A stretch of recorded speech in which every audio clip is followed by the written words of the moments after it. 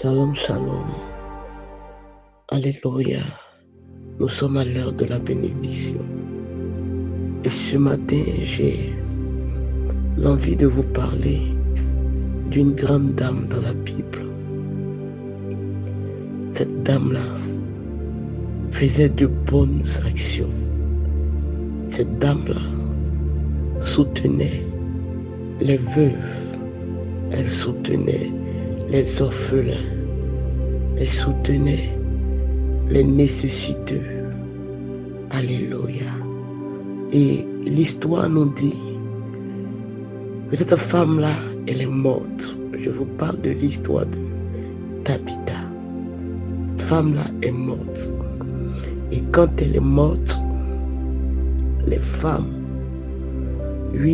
à qui elle a fait du bien, les enfants à qui elle a fait du bien, même les hommes à qui elle a fait du bien, venaient témoigner de ce que cette brave femme-là a fait dans leur vie. Et ces personnes-là disaient, mais Tabitha est partie. Qui va nous nourrir? Qui va nous habiller? Qui va mettre à l'école nos enfants? Qui va nous soigner lorsque nous serons malades? Qui va payer notre ordonnance? Et le village entier était en train de pleurer en témoignant de ce que Tabitha a fait. Alléluia. Et lorsque Dieu, ayant vu cela, il a ressuscité Tabitha. La Bible nous dit que Tabitha a été réveillée de son sommeil. Alléluia. Je veux dire à une personne qui vit une situation compliquée. Alléluia. Une personne qui... Je veux parler d'un enfant de Dieu. Aujourd'hui, mon envie est de parler à un enfant de Dieu.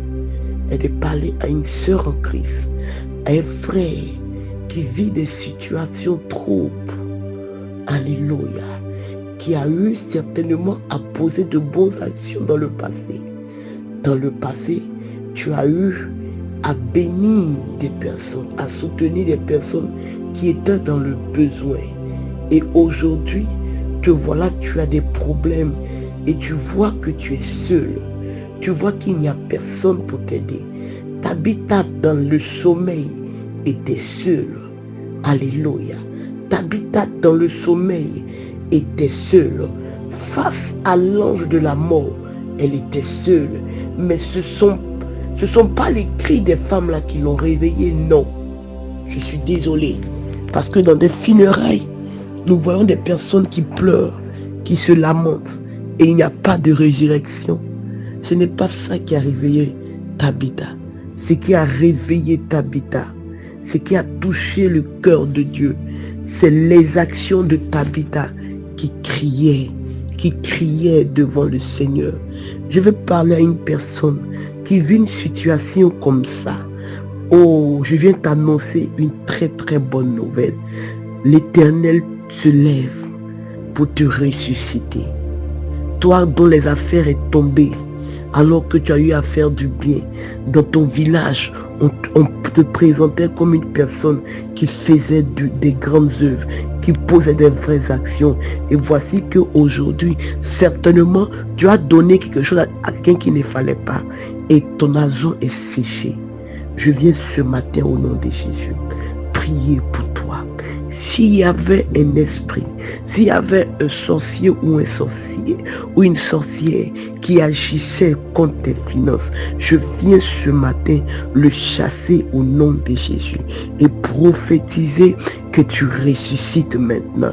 Tes finances ressuscitent, ton entreprise ressuscite à cause des orphelins à qui tu as eu à faire du bien un jour, à cause des hommes de Dieu que tu as eu à soutenir dans le passé un jour, à cause, oui, à cause de la maison de Dieu que tu as entretenue un jour. Peut-être que tu as eu simplement à balayer la maison de Dieu. Peut-être que tu as eu simplement à payer un micro pour la maison de Dieu.